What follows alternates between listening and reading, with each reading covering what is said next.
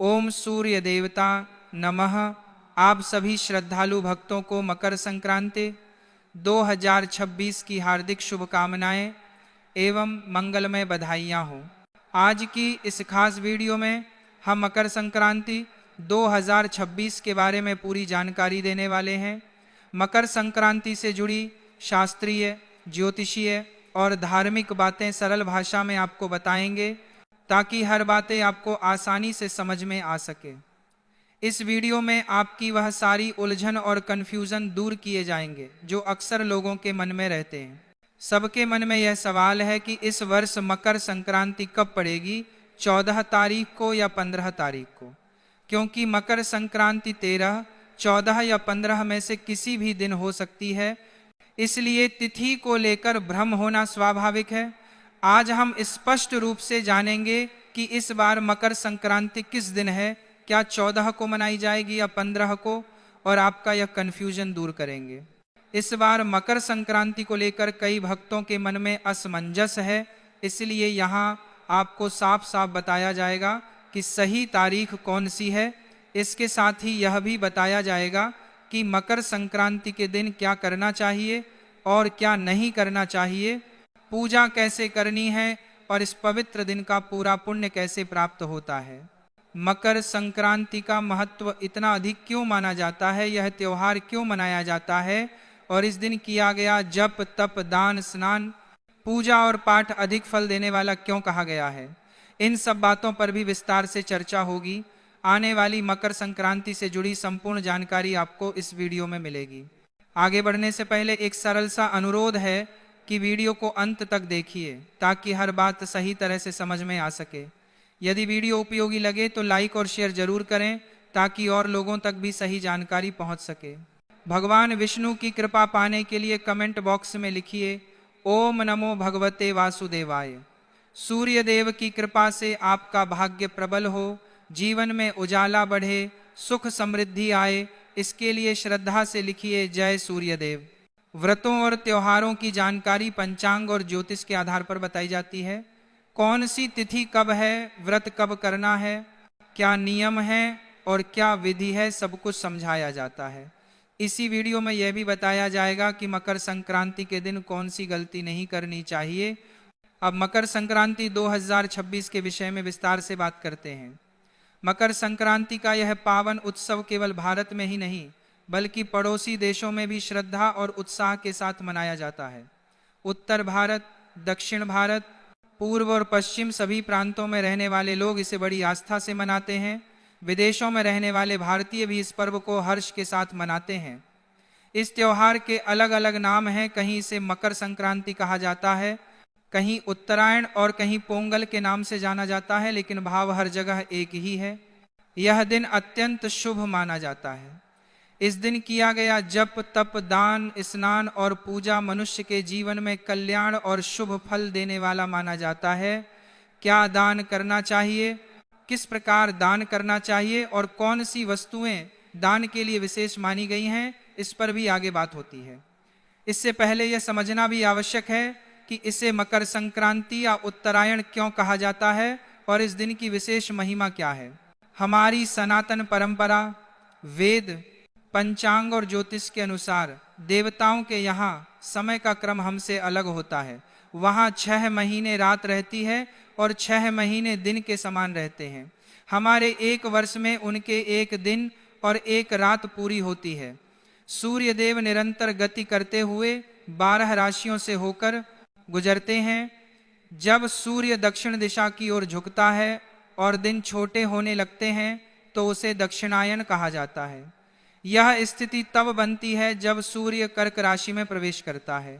इसके बाद जब सूर्य धनु राशि से आगे बढ़कर मकर राशि में प्रवेश करता है तभी से उत्तरायण आरंभ होता है। मकर राशि में प्रवेश का यही क्षण मकर संक्रांति कहलाता है। यह प्रायः जनवरी में आता है, कभी 13, कभी 14 और कभी 15 जनवरी को। इस दिन से सूर्य उत्तरी दिशा की ओर गति करना शुरू करता है और धीरे धीरे दिन बड़े होते जाते हैं। इसीलिए इसे उत्तरायण कहा जाता है, क्योंकि सूर्य का रथ उत्तर दिशा की ओर मुड़ जाता है। इसी कारण इसे देवताओं की सुबह मानी गई है। जब देवताओं के यहाँ प्रभात का समय होता है और उसी समय मनुष्य जब तब दान और पूजा करता है तो उसका फल अनेक गुना बढ़ जाता है। सुबह के शुभ समय में देवताओं के निमित्त किया गया कार्य अत्यंत प्रिय माना जाता है। जरूरतमंद की सहायता करना, ब्राह्मणों को दान देना, देवताओं और पितरों के लिए तर्पण करना, भगवान का स्मरण करना, इन सब से जो पुण्य प्राप्त होता है वह सामान्य दिनों की तुलना में बहुत अधिक होता है। इसलिए उत्तरायण का यह काल अत्यंत पुण्यदायी माना गया है और मकर संक्रांति के दिन विशेष रूप से दान करने की परंपरा चली आ रही है। ऐसा माना जाता है कि इस दिन किया गया दान कई गुना बढ़कर लौटता है और जीवन में शुभ परिणाम लाता है। अब हम जानते हैं कि साल 2026 में मकर संक्रांति कब मनाई जाएगी। तो देखिए भक्तों, वर्ष 2026 में मकर संक्रांति बुधवार 14 जनवरी 2026 के दिन ही मनाई जाएगी, क्योंकि इसी दिन सूर्यदेव मकर राशि में प्रवेश करते हैं और उसी क्षण से सूर्य के उत्तरायण होने की पावन शुरुआत होती है। भक्तों, मकर संक्रांति का जो पर्व है उससे जुड़े कई नियम होते हैं। कुछ नियम पूरे साल निभाए जाते हैं और संक्रांति के दिन उन्हें पूरा किया जाता है। कौन कौन से नियम आपने धारण किए हैं, कौन कौन से नियम अगले साल के लिए ले सकते हैं, उनका क्या फल होता है और उन्हें सही तरीके से कैसे निभाना चाहिए, ये सब भी आगे बताया जाएगा, क्योंकि ये बहुत महत्वपूर्ण विषय है। मकर संक्रांति बहुत बड़ा विषय है, शास्त्रों में इसके बारे में बहुत कुछ लिखा है, इसलिए धीरे धीरे सब बातें आपको बताते रहेंगे। अब देखिए भक्तों, यदि मकर संक्रांति के दिन बहुत ज़्यादा कुछ न कर सकें तो कम से कम गंगा स्नान का प्रयास जरूर करें। गंगा स्नान की बहुत बड़ी महिमा बताई गई है। अगर गंगा जी तक नहीं जा सकते तो घर पर ही यह विधि करें। सूर्योदय से पहले उठ जाएं, नहाने का बर्तन अच्छी तरह धो लें, उसमें थोड़ा गंगा जल डालें, फिर शुद्ध जल भरें और हर हर गंगे बोलते हुए माँ गंगा को याद करें और उत्तर दिशा की ओर मुख करके स्नान करें। अगर काले तिल हों तो थोड़ा सा तिल भी पानी में डाल लें।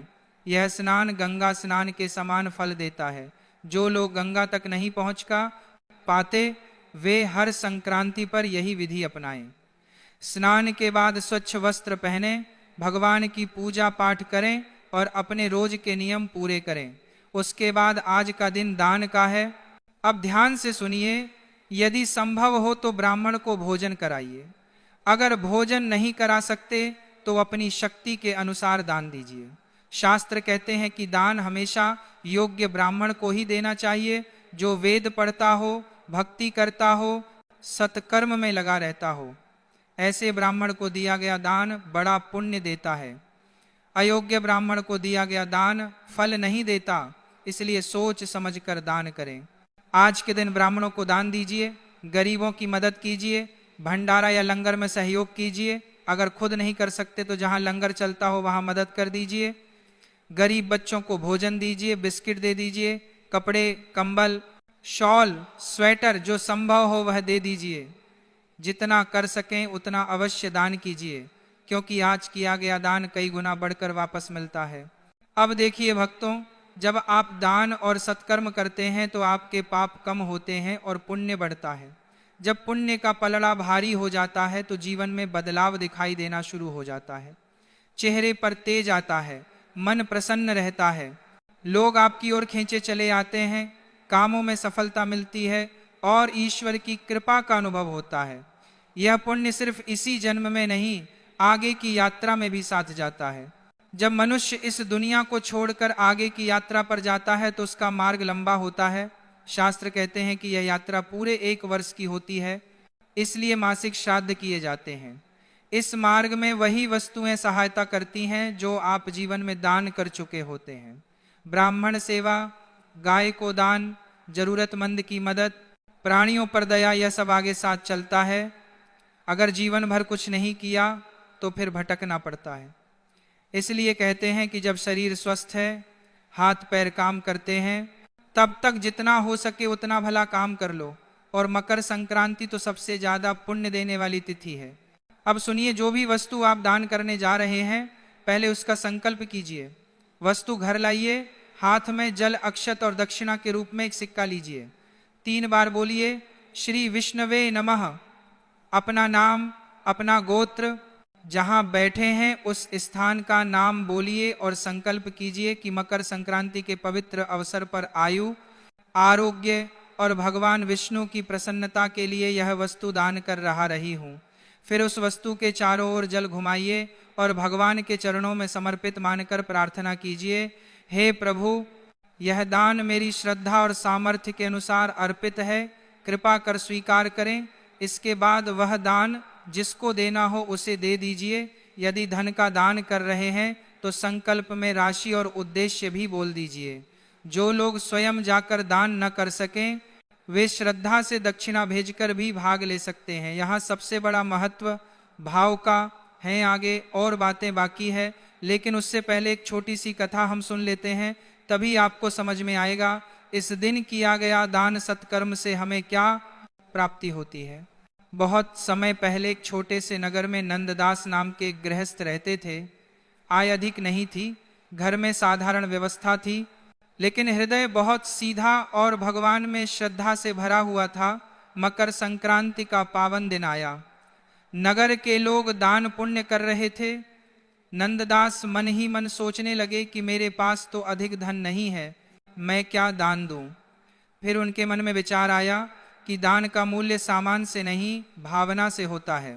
उन्होंने घर का सादा भोजन बनाया, थोड़ा गुड़ और तिल एकत्र किया, एक पुराना लेकिन साफ कंबल साथ लिया और समीप रहने वाले वेदपाठी सत्कर्मी ब्राह्मण के घर जा पहुंचे। वहां उन्होंने विनम्र भाव से कहा कि आज मकर संक्रांति के पावन दिन पर भगवान के नाम से यह छोटा सा दान स्वीकार करें।